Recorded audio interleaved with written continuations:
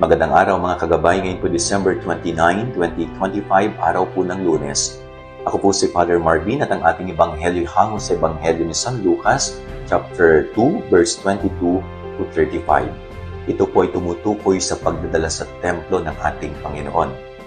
Dinala po siya sa templo at meron pong isang propeta doon na si Simeon na sabi niya, "Maaari na akong mamatay, Panginoon, maaari mo na akong kunin sapagkat nakita ko na ang ating tagapagligtas." Nakita na daw niya ang ating Panginoong Jesus.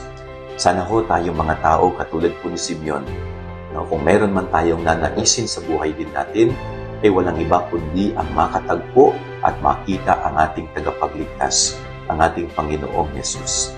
Yun po yung pagsikapan din natin sa ating sarili. Na gagawa tayo ng effort, gagawa tayo ng sakripisyo at paraan upang makita natin ang ating tagapagligtas.